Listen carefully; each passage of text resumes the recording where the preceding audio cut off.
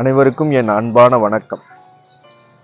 ஏதோ ஒன்று நடக்கிறப்ப அதுக்கான ரெஸ்பான்சிபிலிட்டி, பொறுப்பு அதை நாம் எடுத்துக்கிறோமா, மனிதர்கள் இதை எடுத்துக்கிறாங்களா அப்படிங்கிறதுக்கு ஒரு கதை. ஒரு மனுஷன் ரோட்டில் நடந்து போயிட்டுருக்கான். 2வது மாடியிலேருந்து ஒருத்தன் குப்பையை எடுத்து கொட்டுறான். அது அவன் தலையில் கொட்டுது.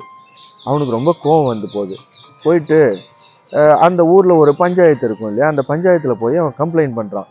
இந்த மாதிரி நான் ரோட்டில் நடந்து போயிட்டுருக்கப்போ இவன் என் குப்பையை என் தலையில் கொட்டிட்டான் அப்படின்னு சொல்லிட்டு அந்த குப்பை கொட்டினவனை கூப்பிட்டு விசாரிக்கிறாங்க.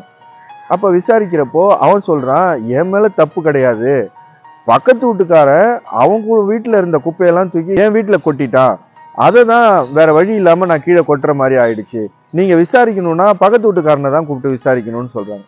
சரின்னு சொல்லிட்டு அந்த விசாரணை பண்ணுற பஞ்சாயத்து அந்த பக்கத்து வீட்டுக்காரனை கூப்பிட்டு விசாரிக்கிறாங்க.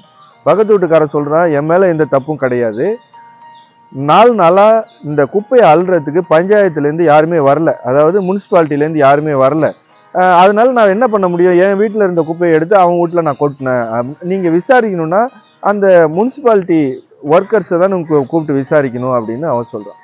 சரின்னு சொல்லிட்டு முனிசிபாலிட்டி ஒர்க்கர்ஸை கூப்பிட்டு விசாரிக்கிறாங்க. அதுக்கு ஒரு சூப்பர்வைசர் இருப்பார் இல்லையா, அவரை கூப்பிட்டு விசாரிக்கிறாங்க. அவர் சொல்கிறாரு, எங்கள் மேலே தப்பு கிடையாது, இந்த ஊரில் மினிஸ்டர் வீட்டில் ஒரு சின்ன விசேஷம் நடக்குது, அந்த விசேஷத்துக்கு வேலை செய்கிறதுக்காக எங்கள் முனிசிபாலிட்டி ஆளுங்கள்லாம் அங்கே போயிட்டாங்க, அதனால் எங்களால் குப்பை அள்ள முடியல அப்படின்னு சொல்கிறாங்க.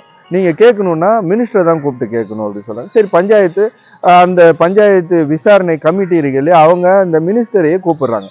அந்த மினிஸ்டர் கூப்பிட்டு விசாரிக்கிறப்ப மினிஸ்டர் சொல்கிறா, என் மேலே எந்த தப்பும் கிடையாது, இந்த ஊர் தலைவர் இருக்கார் இல்லையா, அவர் என் வீட்டு விசேஷத்துக்கு வர மாதிரி இருந்தது, அவர் வர்றப்ப என் வீடு அங்கே இங்கே குப்பையும் குலையுமா இருந்தால் நல்லாவா இருக்கும், அதனால அவர் வர்றப்ப ஒரு ஹையஸ்ட் ஸ்டாண்டர்டை அவருக்கு டிஸ்பிளே பண்ணுங்கிறதுக்காக வேண்டி நான் இந்த ஒர்க்கர்ஸ் எல்லாம் என் வீட்டில் யூஸ் பண்ணுற மாதிரி ஆயிடுச்சு, நீங்கள் வேணா அந்த தலைவரை கூப்பிட்டு நீங்கள் விசாரிங்க, அவர் தான் இதுக்கெல்லாம் பொறுப்பு அப்படின்னு சொல்கிறாங்க. தலைவர் வராரு. அப்போ அவர் சொல்கிறாரு, எனக்கு என் மேலே எப்படி தப்பாகும், நான் ஒரு விசேஷத்துக்கு போகிறேன், அது எப்படி என் மேலே தப்பாகும்னு அவர் கேட்குறாரு. இப்படி யோசனை பண்ணுறாங்க. அப்போ விசாரணை கமிட்டியெல்லாம் கூடி ஒரு முடிவுக்கு வராங்க. அந்த ஒரு மனுஷன் தலையில் குப்பையை கொட்டினான் பார்த்தீங்களா, அவனையே கூப்பிடுறாங்க. நீ ஏன் தேவையில்லாத சின்ன சின்ன விஷயத்துக்கெல்லாம் கம்ப்ளைண்ட் பண்ணி எங்கள் நேரத்தை வீணாக்குற, உனக்கு எவ்வளோ தைரியம் இருந்தால் கடைசியாக ஒரு ஊர் தலைவர் மேலேயே நீ கம்ப்ளைண்ட் பண்ணுவ, உன்னை தான் தண்டிக்கணும்னு சொல்லிட்டு அவனுக்கு 10 கசையடி கொடுத்தாங்களாம்.